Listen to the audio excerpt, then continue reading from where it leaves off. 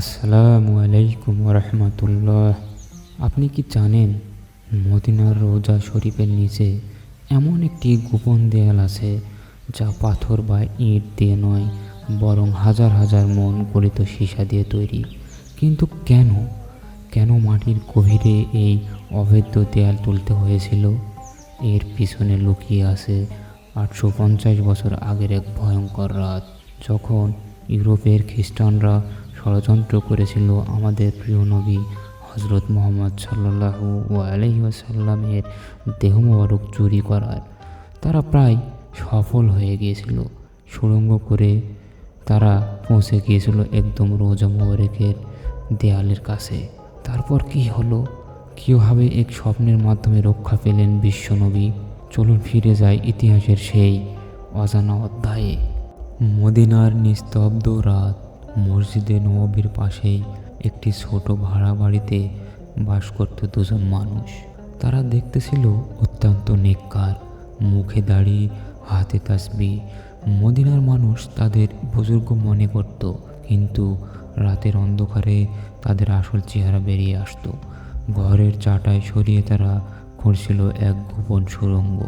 তাদের লক্ষ্য ছিল মহাবিশ্বের সবচেয়ে দামি সম্পদ রাসূলুল্লাহ সাল্লাল্লাহু আলাইহি ওয়াসাল্লাম এর পবিত্র শরীর। নাউজুবিল্লাহ। তারা প্রতি রাতে মাটি খুঁড়ে চামড়ার ব্যাগে ভরে ফজরের আগে মদিনার বাইরে ফেলে আসতো। তারা পৌঁছে গিয়েছিল রোজা শরীফের একদম কাছে।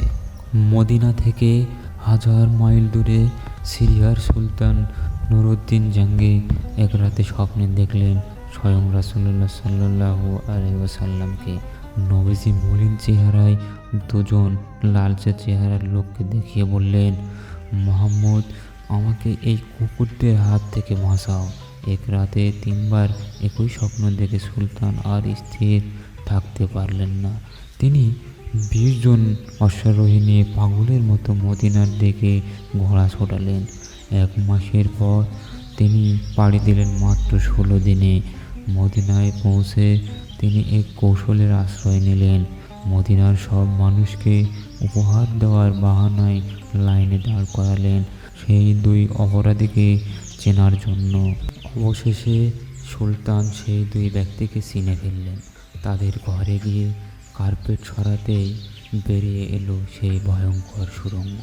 সুলতান মশাল হাতে সুড়ঙ্গের ভিতরে ঢুকলেন এবং দেখলেন তারা রোজার দেয়াল স্পর্শ করার উপক্রম করছে।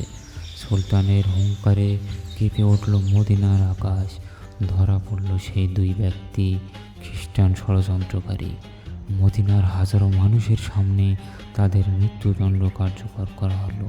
কিন্তু সুলতানের মন শান্ত হলো না। তিনি চাইলেন এমন এক ব্যবস্থা যা কিয়ামত পর্যন্ত নবীজির রোজাকে পাহারা দেবে। সুলতান নুরউদ্দিন জাঙ্গি হুকুম দিলেন রোজার চারপাশ দিয়ে গভীর গর্ত খুঁড়তে। যতক্ষণ না পানি বের হলো ততক্ষণ খোঁড়া হলো। এরপর বিশাল চুল্লিতে সীসা গলিয়ে সেই ফুটন্ত সীসা ঢেলে দেওয়া হলো রোজার চারপাশ ঘিরে। তৈরি হলো পৃথিবীর সবচেয়ে শক্তিশালী এক ধাতব দেয়াল। সুলতান কেঁদে বলেছিলেন, ইয়া রাসূলুল্লাহ, এই অদম মুহাম্মদ আপনার জন্য এটুকুই করতে পারল। আজ 850 বছর পার হয়ে গেছে, কিন্তু সেই সীসার দেয়াল আজও রোজা শরীফকে আগলে রেখেছে।